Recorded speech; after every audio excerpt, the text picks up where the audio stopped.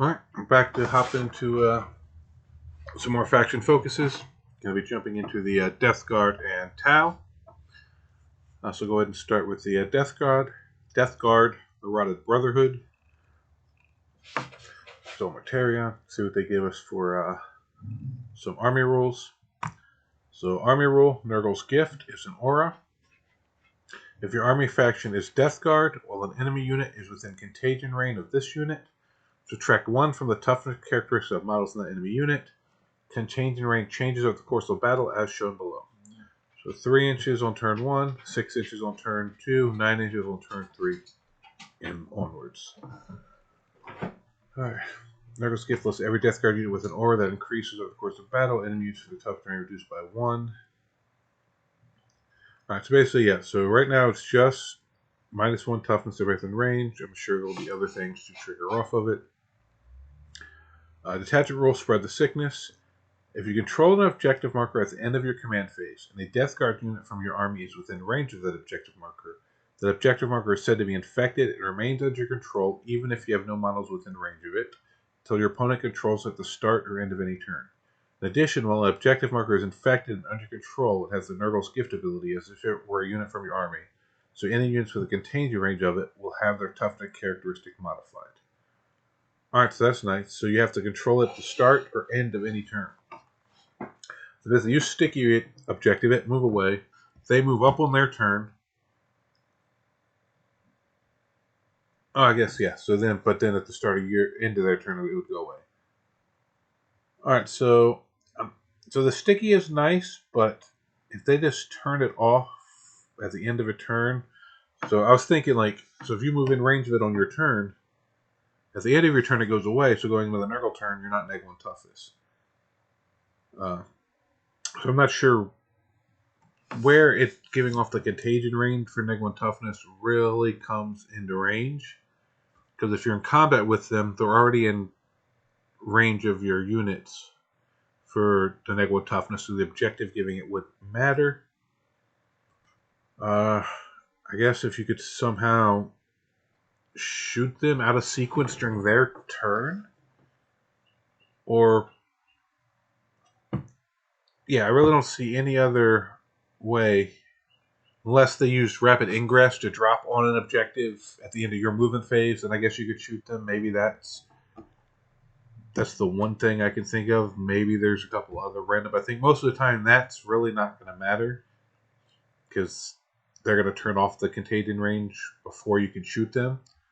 But being able to sticky it and move away and just score it and force them to have to come take it is I think that's the big part of this detachment rule. All right, and then they're giving us Blightlord Terminators. 4-inch move, T6, 2 up save, 3 wounds, leadership 6, objective control 1. Alright, so really tough, really slow, as is to be expected from Death Guard Terminators.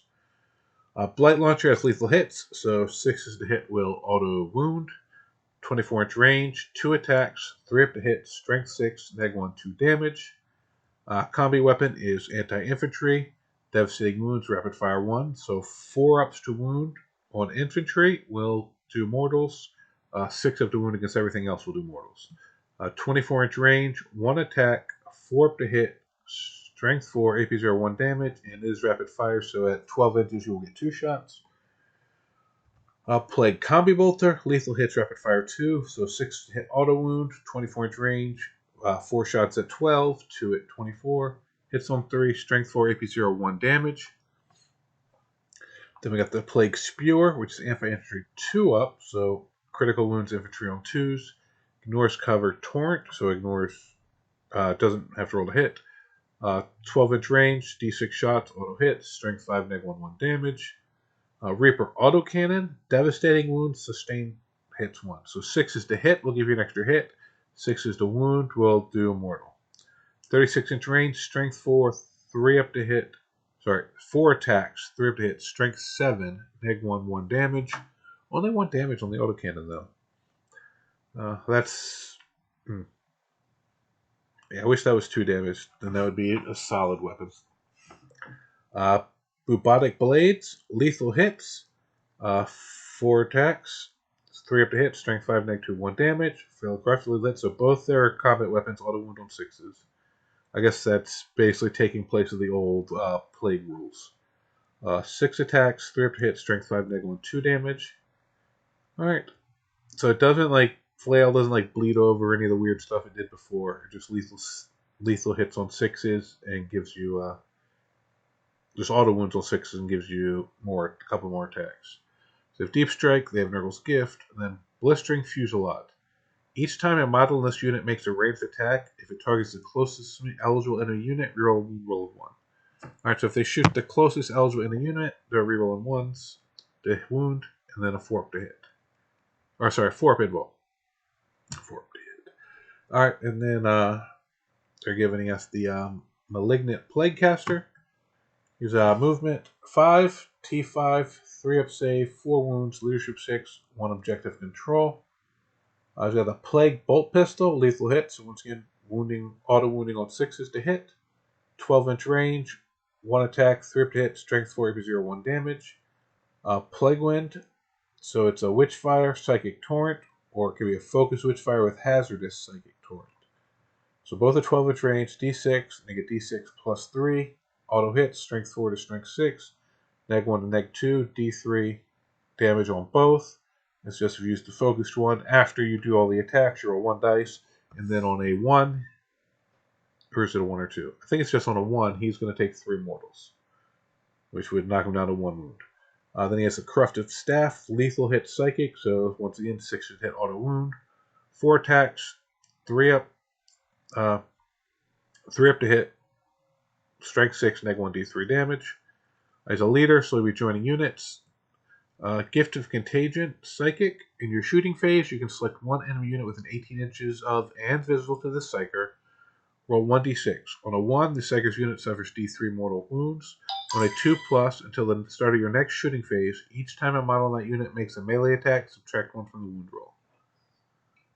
Alright, so on a 1, his unit takes D3 mortal wounds. And on a 2 up, the enemy unit has to, if they make a melee attack, subtract 1 from the wound roll. Alright, then Pestilent Fallout, also a Psychic.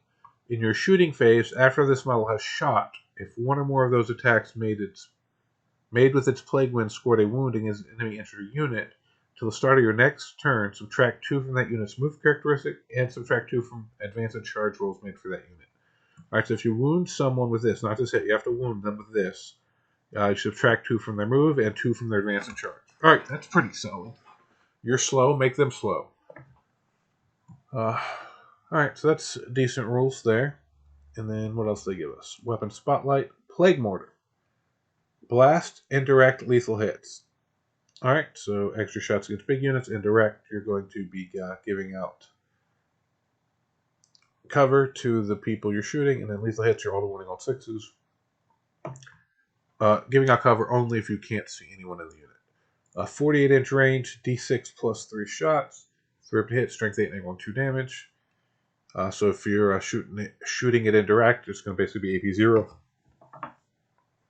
In your shooting phase, after this model is shot, if one or more of those attacks made with its Plague Burst Mortar scored a hit against an infantry unit, that infantry unit must take a battle shock test. Oh, that's good. So if you just hit an enemy unit, you're forcing battle shock tests. That is great. You just keep lobbing these at people on objectives, hope they fail, they lose that objective control, and you don't even have to go do anything about it. Yeah, and then we'll see if there's a limit to how many battle shock tests you can make a unit take per turn or per phase. But if not, you shoot them with multiple Plague Burst crawlers, you could potentially make them take multiple battle shock tests. We haven't seen anything limiting the number of battle shock tests that can be taken, so we'll see if they have that or not. And then they're giving us some stratagems, saying Sangrious Flux. Fight phase. One Death Guard unit from your army that has not been selected to fight this phase. Till end of phase, weapons, equipment, models in your unit have the Sustained Hits 1 ability. While units within range of an affected objective marker you control, those weapons have Sustained Hit 2 ability instead. Alright, so basically give one of your units 6s to hit are extra hits, and if they're on an objective, 6s to hit are 2 extra hits. Alright, and it's in the fight phase, so it's on their melee weapons. That's okay. It's decent. Uh, so overall, looks like Nurgles will be slow and tough and bring down your toughness. They're not going to be a one of those armies that boom does something right out the gate hard, but they're going to be a slow grind, consistent army. Which I mean, that's how Death Guard have played most of the time. So if you're used to playing Death Guard, you're probably gonna be used to the playstyle. So they could be good. Not nothing. Once again, this is another one of the ones where there's nothing I thought was amazing, but nothing I thought where it was like super weak. So it's definitely right there in the mix. We'll see what's in their indexes, but nothing like I'm super disappointed with in that focus. So let's go ahead and look at the next one. Rolling into the Tau. Let's see what they give us for the greater good. See what they give us for that. For the greater good is their army rule. If your army faction is Tau Empire, then in your shooting phase, units from your army can work in pairs to help each other target specific enemy units. When they do this, one unit is the observer unit and the other is their guided unit. The enemy they are targeting is called their spotted unit. Alright, so we got observer, guider, and spotted. Alright, each time you select this unit to shoot, if it is not an observer unit, it can use this ability if it does. Select one other friendly unit with this ability that is also eligible to shoot, excluding fortification, battle shock, and observer units. To the end of this phase, that unit is considered to be a guided unit, and that friendly unit is considered an observer unit. Now select one enemy unit that is visible to both your units to be their spotted unit. Wow, that's a lot of words. Alright, so basically you pick one of your units, they pick one enemy unit to spot, and they pick one of their own units to guide. And basically they're going to guide that unit shooting. Alright. Till the end of the phase, each time a guided unit makes an attack that targets their spotted unit, improve their ballistic skill characteristic of the attacking by 1. And if their observer unit has the marker-like keyword, the attack has the ignored cover ability. Alright. Each time a guided unit makes an attack that does not target their spotted unit, worsen the ballistic skill characteristic of the attack by 1. Alright. So basically, yeah, you take one of your units, you pick an enemy unit, and then you pick a unit to guide. The guided unit gets +1 ballistic skill, so basically they're hitting one better, and if the unit that's doing the observing has the marker-like keyword, you get +1 ballistic skill and ignore cover. But if the unit that's getting guided decided to shoot some of their weapons somewhere else, they actually, instead of just shooting regular, worsen their ballistic skill by 1. So there's actually a penalty for not shooting at the unit that you're guided into. Alright, that's interesting. Alright, and then let's see. And they get Cao Yan for their detachment rule. For the third battle round onwards, alright, so they doesn't trigger till turn 3. All ranged weapons equipped by Tau Empire models in your army have the Sustained Hit 1 ability. While a unit is guided, the weapons are going to have the Sustained Hit 2 ability. Alright, so now if you're getting guided, you get +1 ballistic skill and Sustained Hits 2 if you're being guided, and if they mark light, you'll get ignore cover. Alright, so once again, this is another thing where the rules tie together, kind of getting some consistency between them. But so far, that seems decent. Pathfinders, 7-inch move, toughness 3, 4 up save, 1 wound, leadership 7, objective 1. Drone burst cannon, 18 inches, 4 attacks, ballistic skill 5, strength 5, AP 0, 1 damage. Wow, their ballistic skills are. Oh, that's a drone. Iron rifle has heavy, overcharge has hazardous and heavy. 3-inch range, 3 up to hit, 5 up to 3 attacks, 5 up to hit. If stationary, will be 4s. Strength 7, strength 8, -1, -2, 1 damage, 2 damage. So +1 to hit. If you're +1 to hit and guided, you'll be hitting on 3s. Pulse carbine. Although if you're guided and shoot at something not your target and you move, you'll be hitting on 6s. So Pulse Carbine, 20-inch range, 2 attacks, 4 to hit, strength 5, AP 0, 1 damage. Pulse Pistol, 12-inch range, 1 attack, 4 to hit, strength 5, AP 0, 1 damage. Rail Rifle, devastating wounds, so 6s to wound will be mortals. Heavy, so remain stationary, +1 to hit. 30-inch range, 1 attack, 5 up to hit, strength 10, neg 4, 3 damage. Semi-automatic grenade launcher EMP, semi-automatic grenade launcher fusion. So this is anti-vehicle 4+ and devastating wounds on the EMP.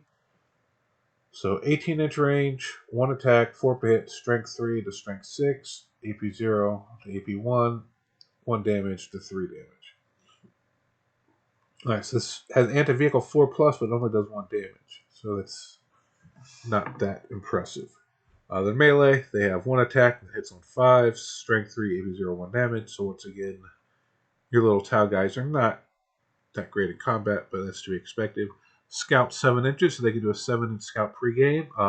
If they're in a Devilfish, you can scout the Devilfish 7 inches, as long as it's only units with the scout's ability in it. For the greater good, target uploaded. Once per turn, when using the greater good ability, you can select this unit to be observer unit for a second time. When doing so, you can change which enemy unit is this unit's spotted unit. Alright, so that's cool. So you can use Pathfinder team to do your spotting twice. And then they do have the Markerlight keyword, so you get the best buffs you can get.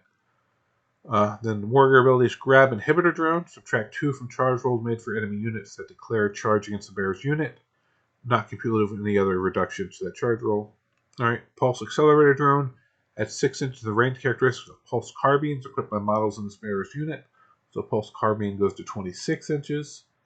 Recon drone, the bearer is equipped with 1 drone burst cannon, and the bearer's unit has the infiltrator's ability. Alright, so let them infiltrate, and then they gain the drone burst cannon.